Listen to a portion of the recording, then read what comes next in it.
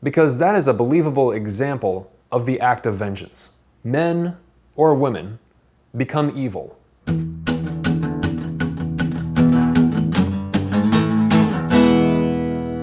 than food, man.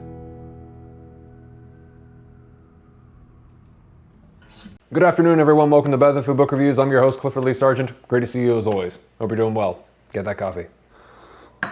Today is Michael Kohlhaas, or Michael Kohlhaas in German, by Heinrich von Kleist. Translated by Michael, or Michael, Hoffman.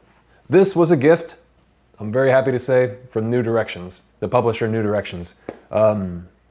They kind of changed my whole life with Roberto Bolaño's stuff back in the day. So now I'm partially sponsored by them. They sent me some very, very nice books, which I'm going to review all of them, and I can't wait to share them with you. They're one of my absolute favorites, just like NYRB. I love New Directions. So thank you, New Directions, for reaching out. So somehow this one went under my radar. I'd never heard of this before. This is a German tale of revenge from the 16th century, the Protestant Reformation era. Martin Luther actually makes a cameo in this book. Kleist was a German poet and writer associated with German Romanticism. Goethe, Beethoven, and Hegel were also in that camp. Kleist visited Goethe, actually, though apparently the latter was not impressed with him at all. But you know what? That's fine, because 90% of Faust is dull as hell. Okay, 75%. And Susan Sontag put it better, and it's actually written on the back of this book. What revolted the mature Goethe and the young Kleist, who submitted his works to the elder statesman on the knees of his heart, the morbid, the hysterical, the sense of the unhealthy, the enormous indulgence and suffering out of which Kleist's plays and tales were mined, is just what we value today. Today, Kleist gives pleasure. Most of Goethe is a classroom bore. And she's right. It's true. But Kleist's list of admirers is long and very impressive for a good reason. Included are Kafka and Roberto Bolaño, both of which have blurbs on the back of the book here, next to Sontag. Jane Coetzee was also a fan. And the opening sentence of Perfume by Patrick Zuskind is an homage to the first sentence of this novella. So this comes very highly recommended. It's a short, sweet, excellent tale of revenge. Great book. Heinrich von Kleist died young at 34. He committed suicide along with his terminally ill friend named Henrietta Vogel. He shot her and then he shot himself. The Goodreads description from, I think like the Heinrich von Kleist website or something, mentioned that he was often tormented by a longing for death. Sad story. His writing style is spirited, energetic, it's dynamic, it's moving, with this brisk pacing. It's almost joyful. It's almost like, not jolly, but adventurous or something. It's kind of surprisingly modern in its tempo. It really moves along, has this real driving momentum, even taking into consideration its antiquated language, which is actually kind of fun in this translation. There are words in here I've simply never seen before, but the ones of obscurity are used sparingly, and come off as more like spice to enhance the flavor rather than to perplex the reader. Of course, there's so many different titles of government officials that you may find yourself perplexed enough. Chancellors and electors and Junkers and... This was published in 1808, I believe. It's a story about a merchant man in the 16th century who is wronged and pushed to the point where he takes his revenge. Michael Kohlhaas is a horse breeder who's traveling to a fair to sell some horses. He's traveling along a path he's gone many, many times, but this time is different. He's illegally held up at a castle owned by the Junker Wenzel von Tronke and forced to part with his horses as collateral. As he is ordered to go obtain, what he discovers is an unnecessary pass. He parts with a groom of his as well to stay behind to take care of the horses. And he's exploited by this Junker, the owner of this castle, who's just drinking wine with his buddies and could give a fuck, basically. So he's forced to go get this pass, and he realizes it's totally unnecessary and he's getting screwed over. Returning to the castle, he finds the groom has been beaten and chased off, and his horses used in their field to the point where they're in horrific condition, like abuse condition. So he's been taken advantage of, to say the least. So he seeks out justice. And as he climbs this bureaucratic ladder, he discovers all kinds of corruption. And this is just spread out for like months. And after an obscene amount of time, through one manner or another, his case is thrown out and justice eludes him. To a degree that anyone would tear their hair out, or abandon the case, but no, that is out of the question for Kohlhaas, we discover. Finally, his wife travels to a court seeking justice on his behalf, having an old relationship with a key member and believing she can get his case seen. She returns having been struck by a guard in the abdomen with the butt of his weapon, because I think she tried to approach whoever and they struck her back, and due to her injuries, she dies, leaving behind Michael and his children. And that, my friends, does it. He is forced to take matters into his own hands. And I love this part. This is directly after his wife has died, and she says to him, actually, the same thing that Martin Luther later says to him in the book, forgive thine enemies, do good also to those that hate you. As soon as the mound had been made, and the cross planted in it, and the mourners were leaving, he threw himself down once more at her now vacated bedside, and then embarked on the business of revenge. And revenge he takes on an epic scale, a scale I've never seen in a book before. I love the calm delivery of that last sentence. By that point, you're really ready for him to take his revenge, because it's just shoveled on top of him, and it just keeps getting worse and worse and worse, and it keeps getting delayed, and nothing is happening, and everything is suffering because of all these inside connections and familial preferences and all this shit. He assembles men. Then he murders not only the castle's inhabitants, but their families as well.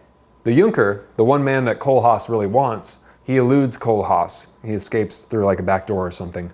And Michael pursues him, gathering more men, building an army. And then he begins to light towns and cities on fire, demanding justice for his horses and his murdered wife. They don't give it to him. He burns them again. The Junker, who has been escaping from place to place, is eventually despised by the populace, for understandable reasons. These cities just won't give him up, and then they're the ones who suffer because of it. So he's subjected to this blistering public humiliation. Kohlhaas is absolutely merciless. And if we're to have any criticisms of him, which we should, it's certainly because in the revenge taking, there are murdered families of his enemy's servants, including children.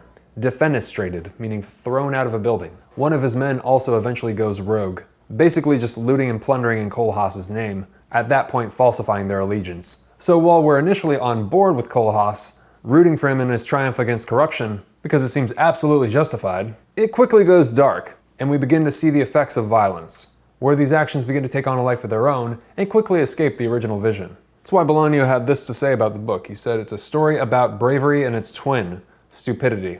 Maybe that's what's most amazing about this short book. It truly begins to show the complexity of violence and political systems, to an almost farcical point by the end, because the political web becomes so complicated, with so many different moving parts pertaining to who did what because so-and-so did that it turns into a giant mess of names and titles, and you're just kind of lost in it. At least I was. I was just kind of like, it's almost like surreal. And this seems intentional, right? Until the end, when everything sort of settles itself out, kind of, in one grand act of revenge on the part of Kohlhaas. One last simple act of revenge. So yes, Martin Luther makes a cameo in this story, and Kohlhaas visits him in a terrific scene, asking for holy absolution. Luther says that he should remember that the Lord, of whose body he desires to partake, forgave his enemies. Kohlhaas replies that the Lord did not forgive all his enemies. Finally, there is almost like a kind of surreal, magical realism story that takes place within this one. Things have been fairly realistic up to this point, but then there's this other one about an old fortune teller woman and this fortune of the Elector of Saxony that she wrote down on the scrap of paper that is placed inside this amulet and is around the neck of Kohlhaas. He's wearing it. The Elector desperately wants to get this piece of paper back because on it is written the date he will be overthrown and also whom will do it. And the very last act of revenge that I mentioned involves this piece of paper, but I won't spoil it. So, also, the old woman may be more than she seems. I found myself flying through this one. I really enjoyed the first half. It's based on a real story about a merchant named Hans Kohlhaas. I think that's how you say Kohlhaas. Kohlhaas. He was eventually captured and broken on the wheel in Berlin in 1540. Broken on the wheel. That must have sucked. What I really liked about the book was the realistic portrayal of revenge, conceptually. Kohlhaas, or his men, or both, killed children, right?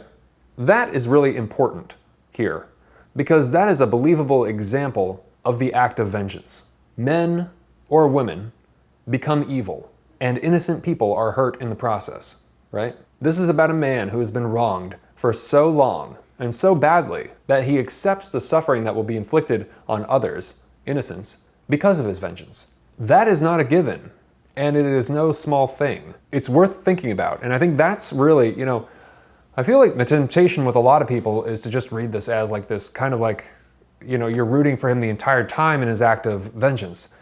It's deeper than that. I think that's too surface of a reading. That's the temptation at first when you're reading it, but you got to think about it more, because there's more at play here. We can't totally be on Kohlhaas's side, but there's an emotional component that resonates with us, of course.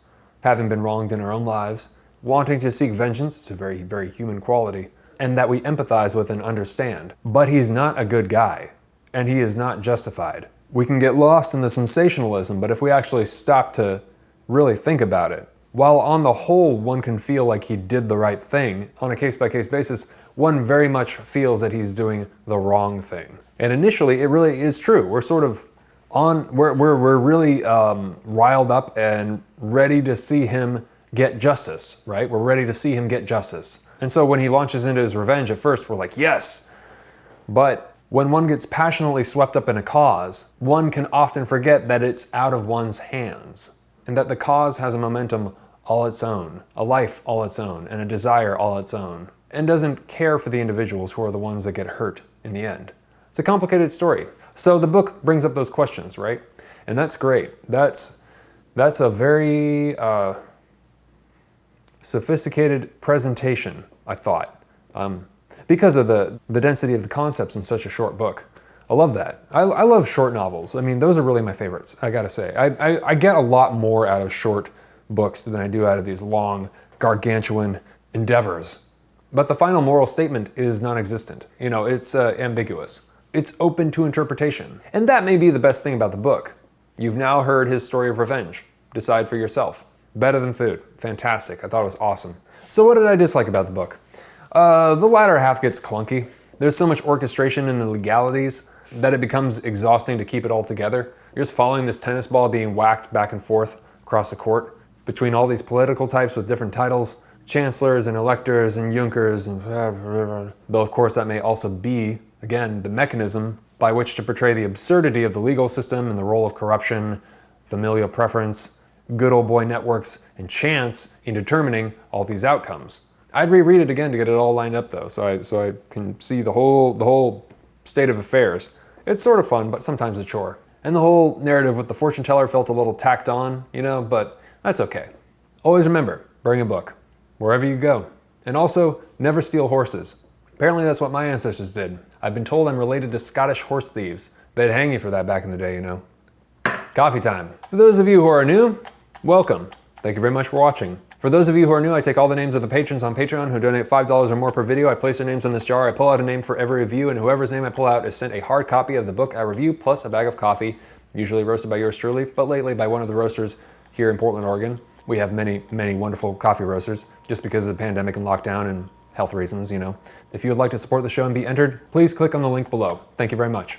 Unfortunately, international shipping is not included. If you donate $1 or more to the show, you'll get access to the patron-only reviews, the Discord channel, and the Better Than Friday newsletter I send out, which is just 5 different things that I'm interested in at any given time. Could be books in the pipeline, music, movies, articles, changes week to week. And if you think we have similar taste, I think you'll get a lot of value out of that. Cool.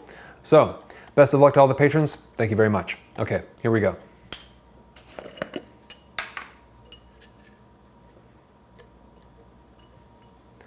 All right. Joe B. Out of respect for anonymity, I'm going to not say it, but man, Joe B, you have a really cool last name. Thank you so much. I really appreciate the support. You're going to receive Mikhail Kohlhaas by Heinrich von Kleist, plus a bag of delicious coffee. Thank you very much for watching. Take care of yourselves. Have a good night. Talk to you soon. Ciao.